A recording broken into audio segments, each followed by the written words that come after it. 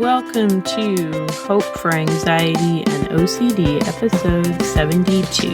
I am your host, Carrie, Bock, licensed professional counselor in Tennessee. I think a lot of times on this podcast, I love to create content for the younger version of Carrie.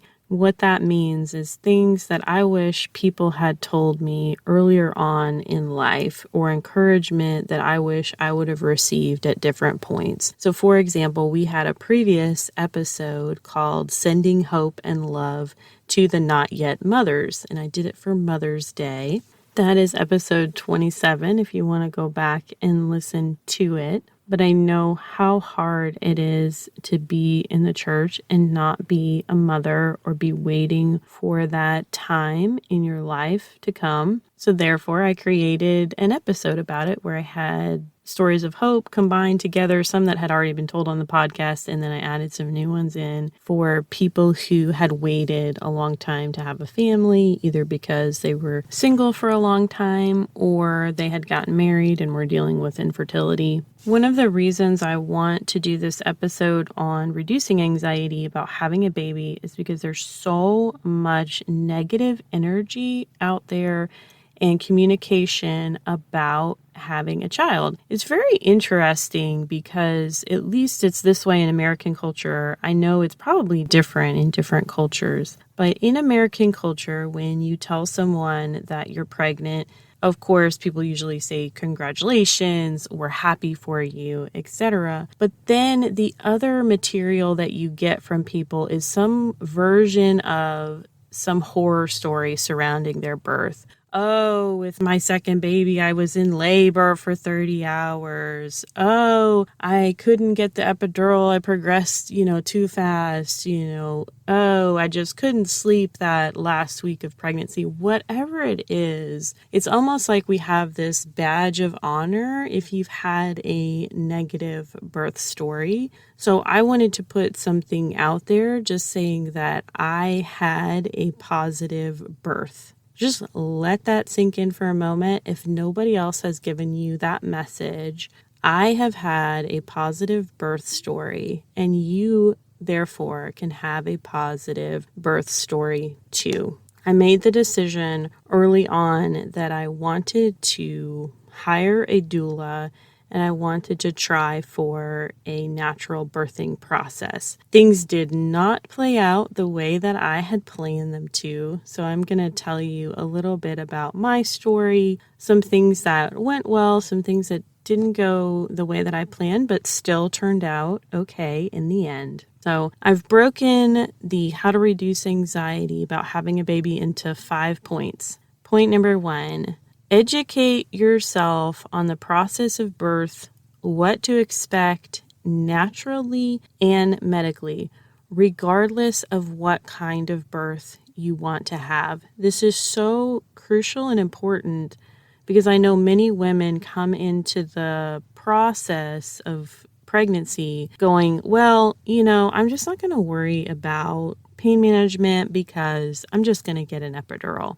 However, unfortunately, many women don't even know what that means or what that process is like and what to expect there. On the flip side, there are some women who say, I want to go all natural or I want to deliver at home. And they have certain things that they're wanting and they're very held on to that. But then they don't research the other things. So yes, maybe you want to give birth naturally, but if something might happen where you would need a epidural or a C-section, you want to be informed about those things as well. You can do this by very simple ways, just going on the hospital page, seeing if they have some type of virtual tour, classes. Educate yourself about the stages of birth and what to expect in each stage.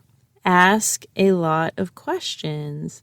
That is what your OB is there for, or your midwife. If you have a doula, that was one of the best things about really having a doula was I had the opportunity to ask a lot of questions. And I'll tell you just for a moment on kind of hiring a doula, what that is, who that is. We had so many people who didn't understand this. When we told them that we were having a doula, they automatically assumed that we were having a home birth, and that wasn't the case. So what is a doula? A doula is a person who supports you through the pregnancy and the birthing process. So they'll come out and they'll meet with you ahead of time. They'll talk with you about what your options are related to birth. They'll find out what you want. They'll help you make informed decisions by giving you information, but they won't make decisions for you. Obviously, that's your choice about what you want. If you want to give birth at home, they will meet you at your home. If you are giving birth in the hospital like I did, they will meet you at the hospital when you call them and tell them to come.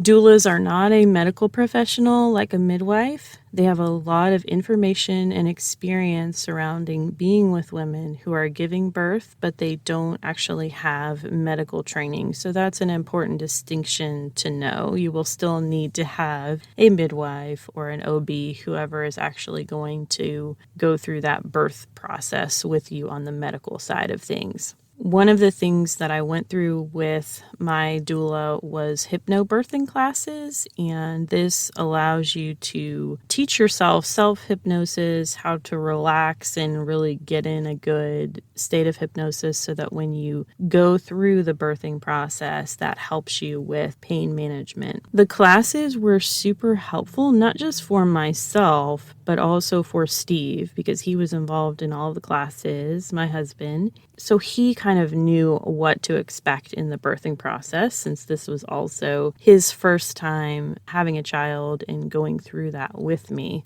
You want to make sure that your education surrounding birth and what to expect is positive. You don't want to get on and read horror stories of other people's birth experiences, like I was talking about, that people apparently love to share. For example, I was in a Facebook group for first-time mothers over the age of 35, and I ended up having to either snooze that group or get out of it. I don't remember. Maybe I stopped following it for a time period. There were just so many women in there talking about negative, painful, unexpected birth stories that I really couldn't handle all of that information. I noticed that it was churning up a lot of anxiety within me to hear these people say, oh, I had this horrible labor and this was why and this is how it went, and therefore, or other people being negative surrounding natural birth, which was something that I was wanting. You will find that if you are looking to give birth naturally without an epidural, that you will face even more negativity, more criticism, more people telling you, oh no, you're not going to be able to do that. So just kind of be prepared for that. But I will tell you from personal experience, it's completely possible. One of the things that I did was I got on a site called, I think it was Mama Natural, and I read stories, positive birth stories from other people who gave birth naturally, since that was something that I was wanting to do. And I felt like that was important and critical to my process. I will say that some of the materials on the website, more her articles, were not as helpful, and they were a little bit more fear-driven in my experience made me very afraid of certain things, and I'll talk about that a little bit later. In addition to taking the class with our hypnodoula, which was a very extensive 6-week class, Steve and I also took a very short class from the hospital, more so to become aware of their procedures and their processes of doing things. This helped me know more about what my options were. So, for example, I knew that the hospital I was delivering at had laboring tubs, but their policy is they will not allow you to actually give birth in those tubs. So that was important to know. I knew that if I needed to have certain medications like Pitocin, that I wouldn't be able to be in the laboring tub. One of the best pieces of advice I got from the hospital class, though, was to bring my own pillows. They said the hospital pillows are terrible, thin, and plasticky, not comfortable at all. So I was glad that I brought my own pillows to the hospital for sure. So educate yourself sometimes on the medications that may be needed during the labor process, the stages of labor, how your hospital birthing center does things, or if you're having a home birth, what that is going to look like. For me, being a highly sensitive person, just having the opportunity to have the visual tour of the hospital to see exactly how the birthing room was laid out, exactly how the postpartum suite was laid out, that helped me tremendously. If you're giving birth at a hospital, you can talk with other people who have had experiences at that hospital. For me, I knew that mine had very high ratings year after year for people who'd given birth there. I talked to some people who had tremendous experiences, told me great things about the nurses. And so all of that really reduced my anxiety for people to be able to say, wow, that hospital is really great. The nurses are awesome. They really love what they do. That helped reduce quite a bit of my anxiety. And then just knowing the process, this is where you go if it's during regular hours, this is where you go if it's after hours, this is what floor you need to go to. All of that was super helpful for me to just kind of know what to expect. When you have anxiety, just knowing what to expect helps so much. I had some anxiety surrounding my doctor not getting there or someone from her practice not getting to the hospital and having my baby be delivered by just whoever the general on-call person was at the time. More so the anxiety about that person being male. Even though I've had male doctors in the past that I've had positive experiences with, there was something about my birth space that I really only wanted female medical professionals in there. People who had actually had the ability to give birth. That just felt most right for me. I had a lot of questions for my doctor because I had heard a story about someone that happened to from their practice. She really provided a lot of assurance to me that either she or someone else from her practice, who were all females, were going to be able to get there, and that they very rarely had someone from the hospital deliver one of the babies. That provided me a lot more reassurance. My second piece of advice on reducing anxiety is to create a plan, but also to hold on loosely. I think it's good to create a birth plan. Some people say, don't create a birth plan because you're just going to have to throw it out the window anyway. That doesn't make sense. That's kind of like saying, don't have a blueprint for your house just because you can't put the kitchen on the left side because of where the water line is, whatever. You still want to have some kind of plan, but also know that things are not going to go exactly how you have it on your plan. So it's important to have some flexibility and to hold on to things loosely. One of my fears was that my daughter would not come and that I would need to have an induction. This was a fear because I knew that I'm older, and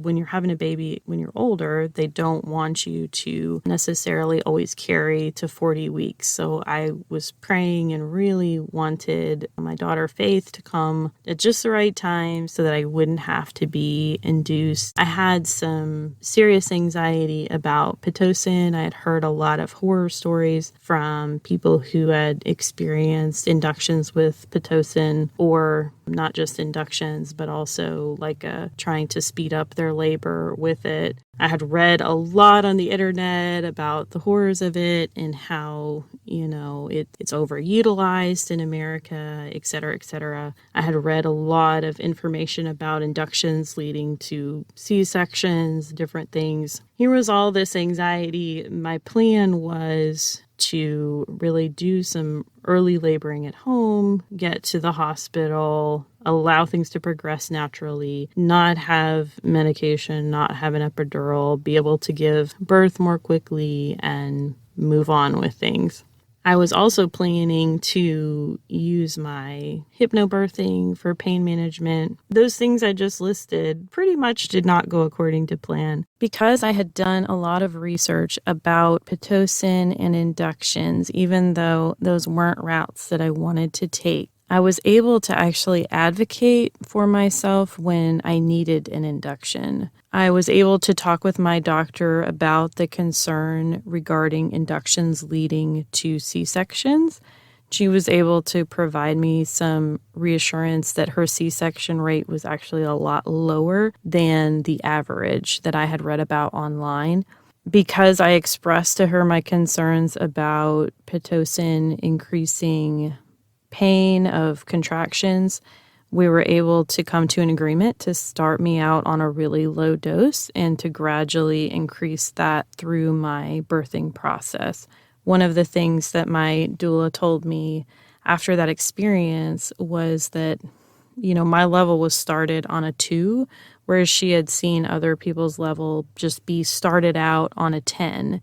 And I'm so glad that I did that research and expressed my concerns because I think it helped me have an easier labor process. I actually never got up to a 10. I only got up to an 8 before I delivered. And everyone's different in terms of what their needs are, and I don't know how that translates. I just know the number that I was seeing on the medication. But my point is that doing your research allows you to make informed choices later. And in doing that research, understand that everything you read online doesn't mean that that's how it's going to go for you in your specific situation. Same thing with experiences that you hear from other people. Just because they had that experience doesn't mean that you're going to have that experience. In the end, I'm glad that I had a birth plan, even though I changed it last minute to adjust it for the induction related to my health concerns that I had at the end of pregnancy. The things that did go according to my birth plan were really being able to advocate for myself about wanting to have as natural a birth as possible that was really respected by people in the hospital, and they didn't try to push medication on me, which I really appreciated in terms of pain medication or epidural. I had a request that there were to be no male medical staff in the room while I was giving birth, and that was respected. I had been told by my doula that they usually bring over a mirror to allow you to see what's happening in that pushing process. I told them I was not interested in that. Unfortunately, the hospital that I went to already practiced some good afterbirth things, such as, skin-to-skin contact, delayed cord clamping, those types of things. So I didn't have to worry about putting that in my birth plan as much, although you may want to check with your hospital to see what their policies are on that. My OB had a saying about birth that the only thing predictable about it is the unpredictability about it. With that being said, it's good to have a positive relationship with your provider where you can talk about what you would like, what your plans are, and with the understanding that there's some give and take about what's able to happen, what's not able to happen. One of the things that I did not want was an IV, and that wasn't really a possibility. They said, it's really just hospital policy, even if you're not getting these IV medications, that you still need to have one in just in case of emergencies so that they can get medication in you quickly. However, I knew that going in ahead of time, which was good for me to know. I also communicated on my birth plan that I had negative hospital experiences in the past and wanted this to be a more positive experience. One of the reasons I felt like experience was negative in the past was due to lack of communication. And so I really wanted to make sure that they were communicating everything to me, that they were explaining things to me before they did them. I know that other people I had heard from had experiences where things just kind of happened, or they were given medication without being told about it ahead of time, and so forth and so on.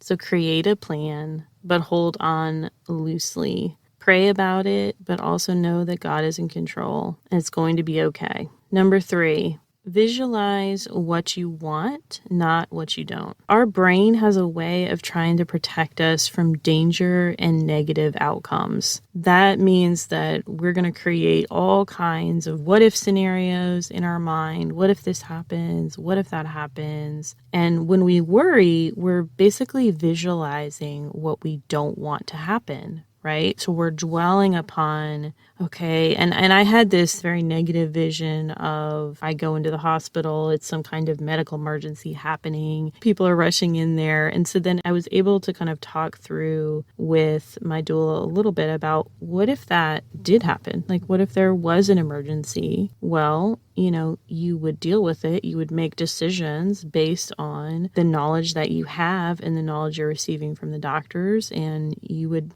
go with the flow in that situation. But what if those things don't happen? What if things progress very normally or expectedly? Then you've wasted all of this time with this worry and this negative visualization in your mind. So it's important to be able to sit and visualize the type of birth that you want, not the birth that you don't want. You want to be able to visualize how you're going to manage the pain and discomfort that comes up from giving birth. For me, one of the things that I really wanted was to be able to have letters from friends and family read to me while I was going through labor. This was actually the most beautiful part of my birth process. Steve did just an amazing job of reaching out to people, talking to various friends and family members and saying, hey, will you write a letter of encouragement for Carrie? Will you write a note? So beautiful. Just people that had verses that they shared in their note, people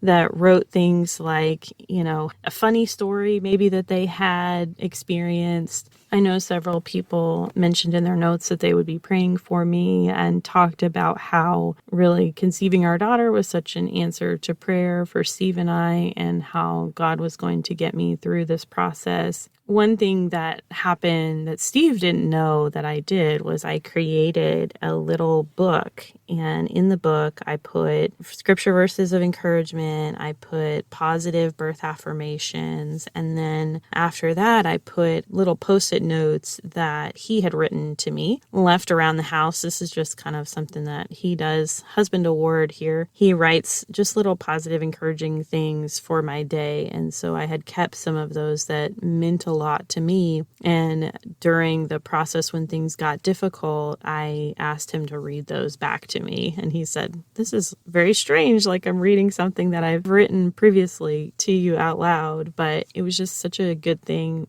One of the things my doula said was that when Steve would read those notes to me, she just noticed like that my whole body would relax, and they were able to kind of see on the monitors and things what my blood pressure was doing. And she just said it was really healthy and really allowed me to kind of get through the process.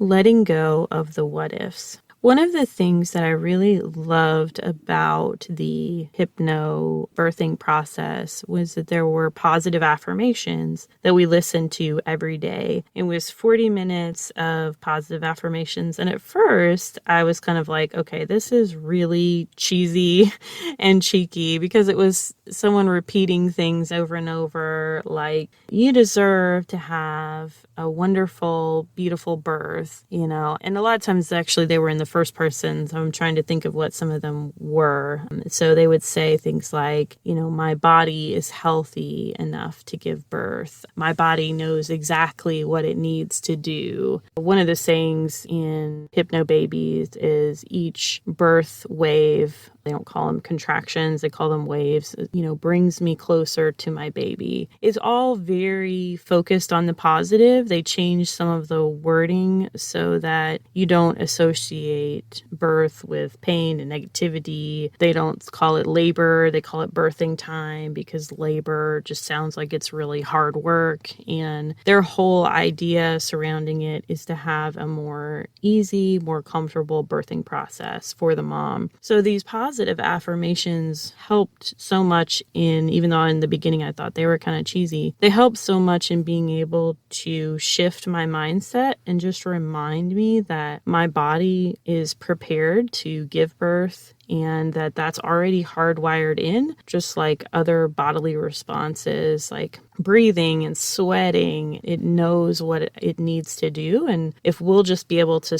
back up and stay out of the way, then we can allow our body to do what it needs to do. But what happens when fear takes over is that we create tension, which then causes us to be in more pain. So the more that you're able to relax through the process, the more your body will your muscles will engage and do the things that they need to do. But that fear slows things down, and that fear actually constricts you from opening up, which is one thing you need to do, right? Is open up quite a bit. Once you're able to relax and open and be calm, then things will just kind of flow as they need to flow. It's easier said than done, but the more that you practice and the more that you put those positives in, and kind of, even they talk about visualizing your cervix opening and dilating, maybe even visualizing as you're going through the birthing process, visualizing, your baby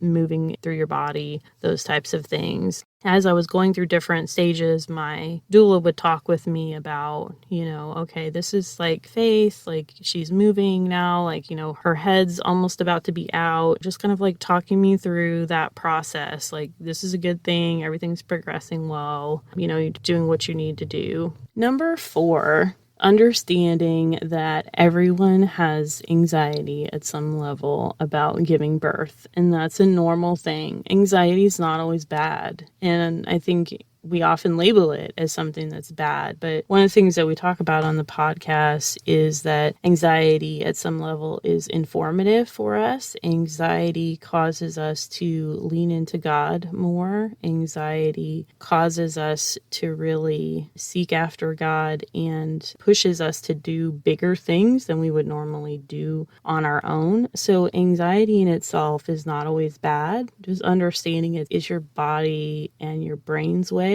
of trying to protect you. And when you're able to say back to that, you know what? I am a child of God. I know that He loves me. I know that He cares about me. I know that He is not going to allow something horrible and awful to happen unless it's somehow part of His redemptive plan.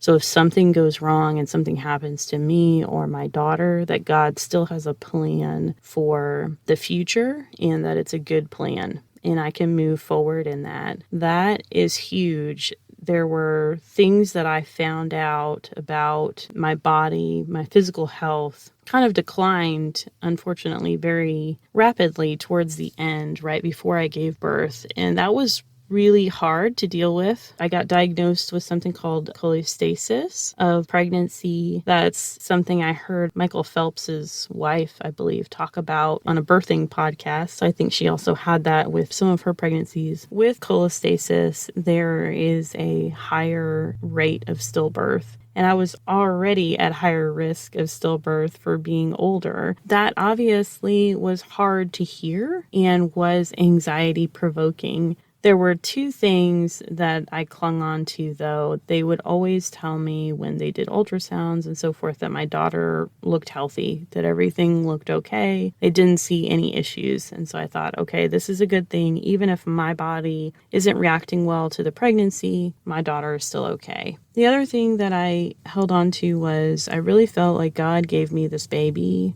And I thought, if God has given me this baby as a gift, then I just believe and have faith that He's not going to allow this to end negatively. This is going to have a positive ending to this story.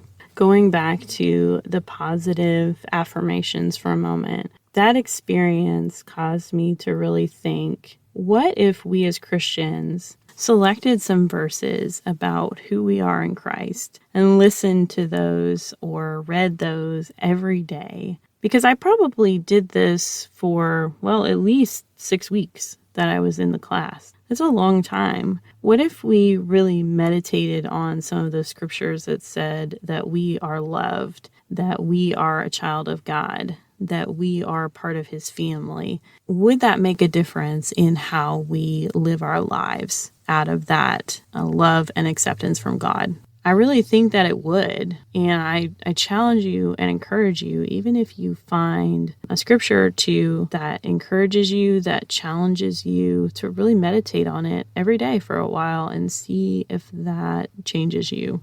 Number 5, don't get so stuck on the process of pregnancy, giving birth, that you lose sight of the outcome. It's kind of like a wedding. Weddings are a beautiful thing, but they can be really stressful. There's all this planning that goes into it. And then same thing with giving birth. Something doesn't quite go right. The caterer shows up late. You have a family member that can't find the venue. Whatever the case is, there's always something that doesn't quite go according to plan. But at the end of the day, you're married. This is what I told our wedding photographer when she was shooting some pictures of our wedding. I said, we're very laid back and we understand that regardless of what happens, at the end of the day, we're going to be married. Did everything turn out perfectly or as we planned? No. But the outcome was very positive. The outcome was what we were looking for. Apply this same thing to your birth. Visualize yourself holding your baby, even if you don't know what they're going to look like. Although I will say those creepy 3D ultrasound photos are pretty accurate if you happen to have any of those. They kept trying to get a picture of Faith's face. I was like, I don't care, because I had to have all these ultrasounds at the end because of the cholestasis. I'm like, it doesn't matter to me. However, I can go back and look, and she had those same chubby cheeks on the ultrasound that she had after she came out. So those things are pretty accurate and incredible. Visualize yourself holding your beautiful baby. That is what you want to be focused on. Don't get so stuck on the process and all the ins and outs of what could happen, couldn't happen. And then understanding, like, it's hard, I think, to fall in love with someone that you've never met before. You're trying to kind of do this ahead of time. But holding your baby is a great thing. It's almost, there's a verse in the Bible that talks about how after you've had a baby, it's almost like you forget the pain of labor. And I think there is some truth to that. When I look back on my process, I don't remember necessarily or tune into the hard things. I remember her coming out and thinking like, oh, wow, like this is over now. I remember Steve reading me those encouraging stories and some of the things that people said. I remember some of the hard things, but they're not attached to pain, if that makes sense. I don't know any other way to describe that. It's like when I look back at the process, I see the whole thing as a positive experience because I was able to birth my daughter. She came out healthy and it was amazing. I will say that anyone who's interested in a more natural or non-epidural birth, that there's something very empowering about going through that process and knowing that you did that. People say that I have a high pain tolerance now, or they think it's somehow amazing that I did that. I don't really see it that way myself. I think my pain tolerance probably is higher than it was before, but I more look at it as this was something that I knew I could do and set out to do and wanted to do and had very specific reasons for wanting that, and I was able to achieve that. So did my birth story go according to plan? No. Because towards the very end, my health declined. I was diagnosed with cholestasis. As I explained earlier, had a higher rate of stillbirth. So my OB really encouraged me to deliver at 37 weeks. As I was in the process of going back and forth with talking to Steve about, do we take that recommendation or not? Do we let her mature in there a little bit longer? My blood pressure ended up spiking. And about a week before I gave birth, I ended up being diagnosed kind of at the last minute with preeclampsia too. So having those two health conditions, God really gave me peace about the induction, that this was what we were supposed to be doing. There was a lot of prayer that went into that process, and honestly a lot of anger towards God, because I was so mad that he didn't answer my one prayer, that I had kept praying that Faith would come in her own time and that I wouldn't have to be induced. However, it's one of those situations where God gives you what you need, not what you want. So the process of becoming a parent is hard sometimes.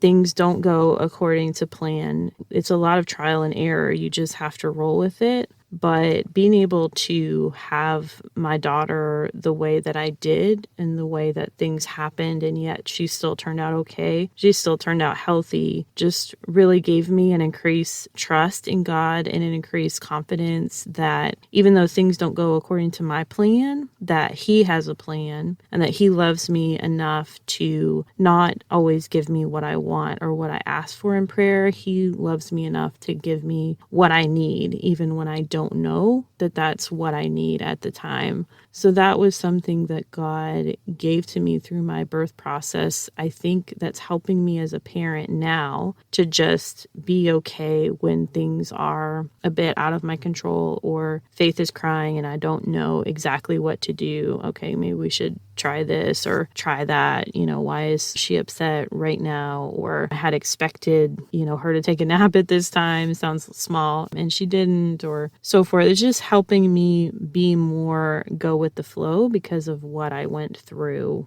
and how hard that was for me to be in acceptance of all my plans changing. It's also given me the opportunity to be able to live more day to day in a mindful sense of in the moment, teaching myself that I can only deal with the information that I have on the table right now. That was something that happened throughout my pregnancy process. I could only deal with what was in front of me at the time. At first, my levels were elevated, but they weren't at the threshold of cholestasis. I just had severe itching on my hands, on my feet, other areas. Actually, I didn't really have as much itching on my hands, but that's one of the symptoms. I had more so the itching on my feet. I would have to run them under cold water at night in order to be able to just relax enough to sleep. And one of the things that got me through that was a story of hope on one of our very early podcasts where one of my friends had shared a condition that she had during pregnancy that caused her a lot of problems and that continued even after she gave birth. So when my levels were elevated, I just had to deal with the symptoms. Then it crossed the threshold, and then there was new information. There were other things that happened. There were more conversations to be had. Then my blood pressure spiked. I couldn't really deal with how my birth was going to go way back, several weeks before, and really had to make a lot of shifts and a lot of changes to be able to get myself ready, business-wise even, and so forth, to deliver 3 weeks early. Yet everything was already in place that I needed to have in place. My clients had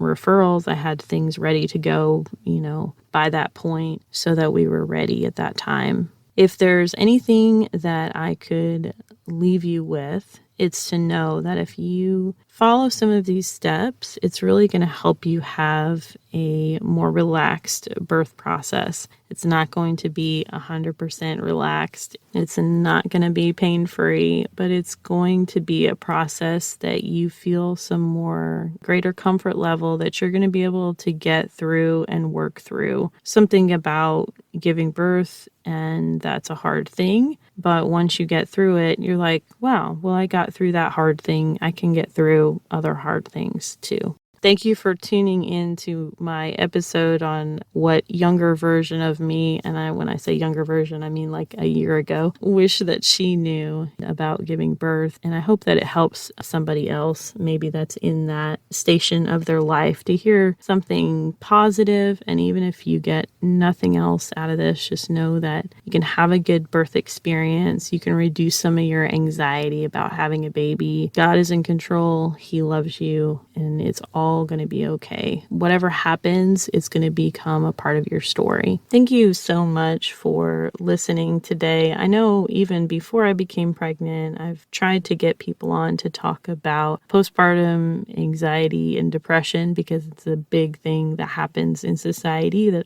unfortunately people don't always talk about. I haven't had much luck on getting a guest for that. So if you know somebody that does that kind of work, feel free to have them contact me through the website. I'd love to get that set up as well. The best way to know about what is going on with the podcast is to follow us on Facebook, Instagram, or sign up for our email newsletter. You can find us anytime at hopeforanxietyandocd.com. Thanks for tuning in, and you'll hear from me in a couple weeks. Hope for Anxiety and OCD is a production of By the Well Counseling. Our show is hosted by me, Carrie Bock, licensed professional counselor in Tennessee. Opinions given by our guests are their own and do not necessarily reflect the views of myself or By the Well Counseling. Our original music is by Brandon Mangroom. Until next time, may you be comforted by God's great love for you.